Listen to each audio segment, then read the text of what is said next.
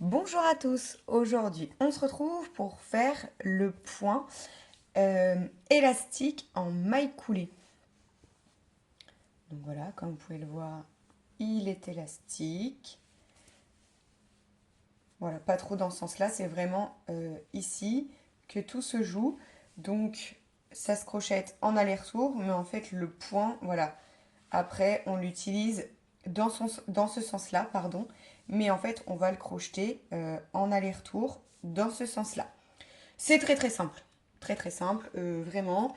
Donc on part sur une chaînette, plus un pour monter, et après ça va être que des mailles coulées dans le brin arrière. Je vous montre ça tout de suite. Une fois que vous avez fait votre chaînette, plus un, on va pouvoir commencer. Donc là, je vous propose pas de crocheter ici, mais je vous propose de crocheter directement dans le troisième brin. Ça vous permettra d'avoir une meilleure finition pour, en tout cas pour ce carré, pour ceux qui font le plaid. Donc là, brin arrière, le troisième brin d'ailleurs on appelle ça. Hop, et je fais ma maille coulée. Donc en fait vous allez faire les mailles coulées tout dans le troisième brin. Hop. Alors, faut pas trop serrer sa chaînette de départ, sinon on galère un petit peu. Moi, je galère à filmer. Donc voilà, hop. Vous faites ça dans le troisième brin jusqu'au bout, tout en maille coulée. Je vais vous montrer la différence. Après, je vais vous laisser arriver au bout. Vous voyez? Hein? Ça vous donne une jolie finition en fait. Ça fait comme si vous aviez des mailles serrées. Donc ce sera plus facile dans le cadre en tout cas là de notre plaid après à retravailler par la suite. Donc je vous laisse aller jusqu'au bout, faire des mailles coulées dans le troisième brin et on se retrouve après pour le deuxième rang. Donc là, me voici dans le dernier brin. D'accord? Ne loupez pas. Hop. Voilà. Alors, ce que je vous ai pas dit, c'est que vu que c'est un point que en maille coulée, ça se resserre un petit peu.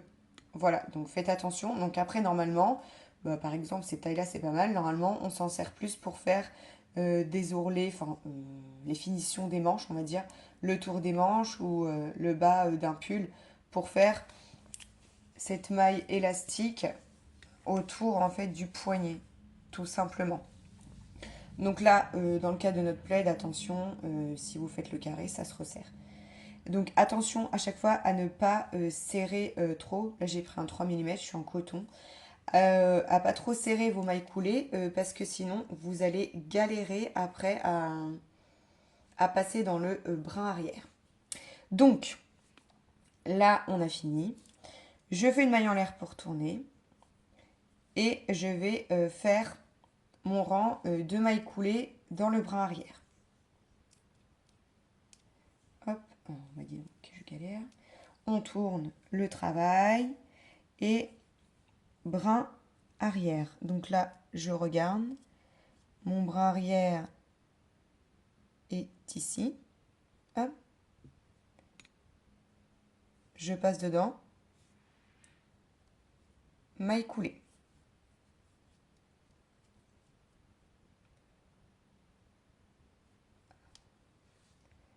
Ma caméra a du mal à... J'espère que vous allez bien voir. Hop. Maille coulée. Et vous faites ça tout le temps, tout le rang. Alors c'est un petit peu long, forcément, parce que du coup ce ne sont que des mailles coulées et... bon, j'ai raté un petit fil.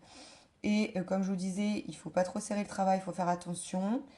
C'est moins rapide que si vous faisiez que des mailles coulées.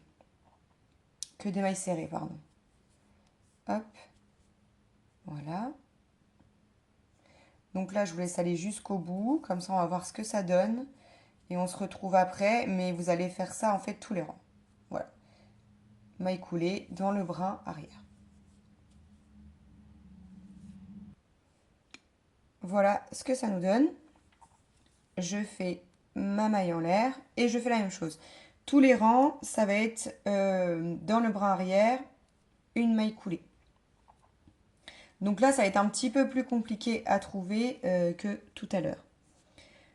Là, la maille coulée que je viens de faire, elle est ici. Là.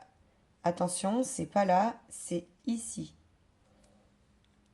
Donc là, hop, le bras arrière, il est ici. D'accord? Et on recommence tout le rang. Voilà, et vous allez voir au fur et à mesure, votre point va devenir élastique. Donc attention hop, à vos mesures surtout, parce que le point élastique, du coup, vous le mesurez sans tirer dessus. Voilà, que vous fassiez le carré ou que vous fassiez des finitions pour vos pulls, vos gilets, vous mesurez sans tirer dessus. Parce que son but, c'est qu'il soit élastique. Donc là, vous faites votre tour et puis ou votre rang et vous ne tirez pas dessus. Voilà. Hop. Donc vous faites ça tout le tour, tout le rang, pardon, jusqu'à la fin. Et vous verrez, vous voyez, en fait, hop, voilà, c'est ça qui le rend élastique, c'est le fait de crocheter que dans le brin arrière.